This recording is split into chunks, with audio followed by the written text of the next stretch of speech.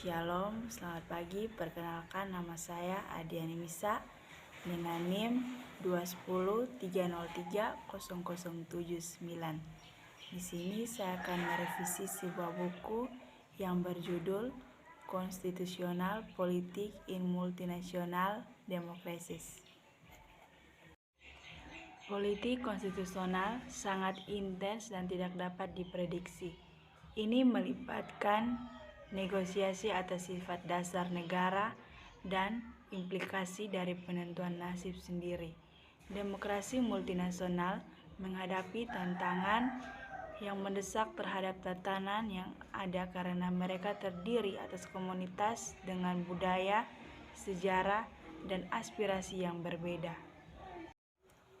Buku ini memuat tentang konflik atas pengakuan identitas ganda dan distribusi kekuasaan dan sumber daya yang tidak dapat dihindari, dan memang bagian dari apa yang mendefinisikan kehidupan demokrasi dalam masyarakat multinasional. Dari buku ini, penulis mengumpulkan para ahli demokrasi multinasional untuk menganalisis klaim negara-negara minoritas tentang masa depan politik mereka dan tanggapan yang mereka peroleh melalui politik konstitusional dalam demokrasi multinasional.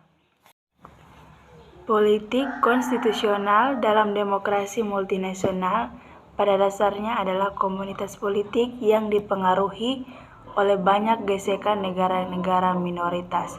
Di negara-negara demokrasi, ini pada dasarnya untuk meningkatkan atau setidaknya mempertahankan otonomi teritorial mereka. Persaingan partai, perwakilan politik, partisipasi politik, proses legislatif, keputusan eksekutif, pembuatan kebijakan publik, dan hubungan antar pemerintah adalah contoh politik normal yang biasanya diwarnai oleh keragaman demokrasi multinasional yang mendalam. Dari waktu ke waktu, politik normal di negara-negara multinasional dikalahkan oleh periode politik luar biasa di mana debat, musyawarah, dan negosiasi berkaitan dengan tatanan konstitusional yang lebih luas. Politik konstitusional telah menjadi bagian dari lanskap politik beberapa negara demokrasi multinasional dalam beberapa tahun terakhir. Pada bagian 1, konstitusional Kanada dan bangsa Métis Inuktitut, Kanada lahir dari kompromi antara elit politik. Prinsip-prinsip di jantung kompromi ini diuraikan dalam konstitusi negara.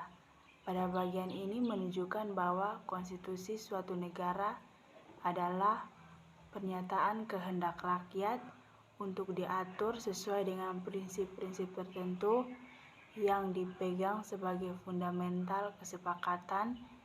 Ini didasarkan pada kompromi politik yang dicapai antara perwakilan Kanada dan pemerintah sementara yang diberikan secara demokratis oleh rakyat Barat Laut.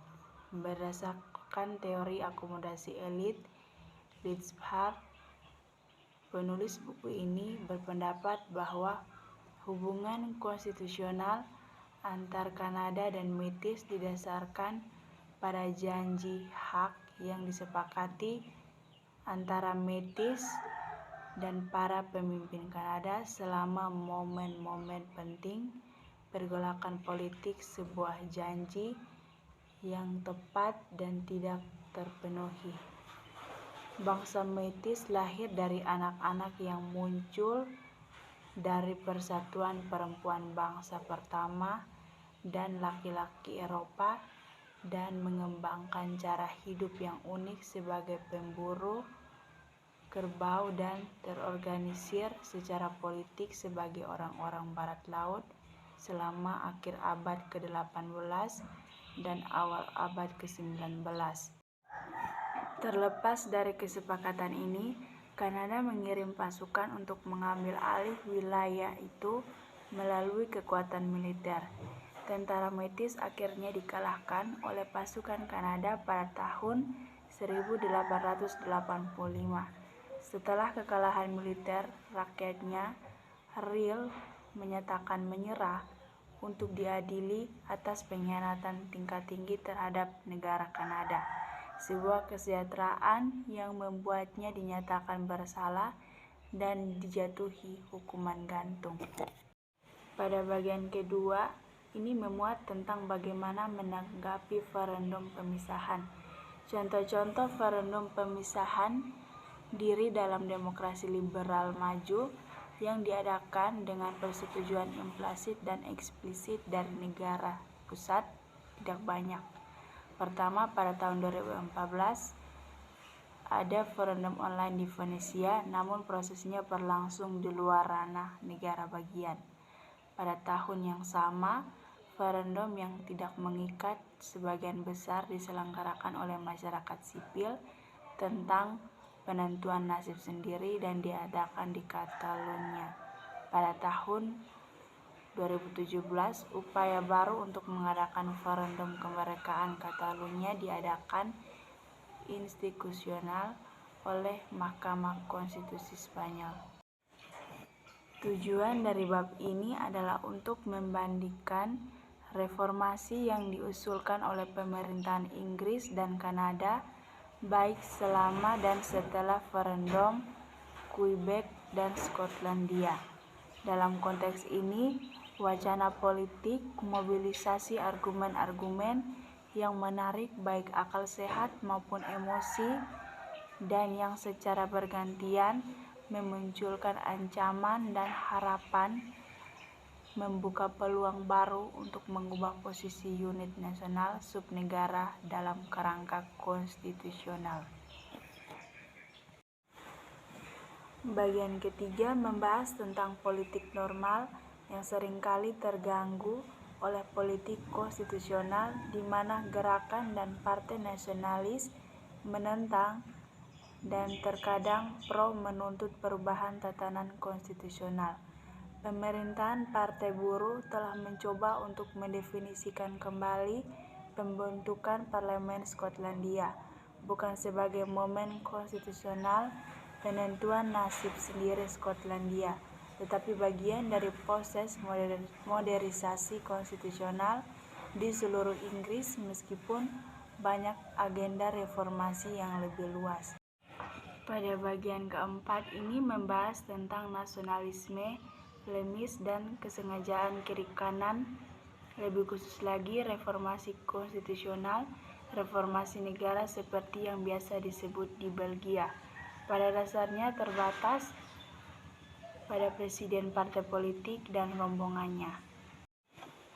Pada bagian kelima memuat tentang paradoks konstitusional, legitimasi, legalitas dalam demokrasi multinasional dan asal mula konstitusional, penyelarasan sistem partai subnegara, pandangan konstitusional dan politik yang dominan dalam masyarakat nasional subnegara seperti Skotlandia yang menentang asumsi kontemporer tentang negara bangsa yaitu demo monistic tesis. Pada bagian keenam ini memuat tentang negara yang mengalami perang saudara antara tahun 1992 dan tahun 1995, mengadopsi sistem federal sebagai bagian dari Perjanjian Perdamaian Internasional, Perjanjian Kerangka Kerja Umum untuk Perdamaian di Bosnia dan Herzegovina, ketentuan kelembagaan dan kehadiran aktor internasional telah memastikan perdamaian di Bosnia pasca perang. Negara pada dasarnya tetap diperebutkan dan demokrasi belum dikonsolidasikan. Dari hasil review buku tersebut dapat disimpulkan bahwa kita dapat mengetahui pentingnya mempelajari politik konstitusional dalam demokrasi multinasional.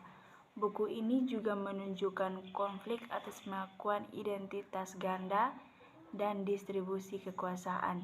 Di samping itu, kita juga bisa tahu cara mengatasi konflik atas pengakuan identitas ganda dan distribusi kekuasaan. Sekian dari hasil review singkat ini. Terima kasih.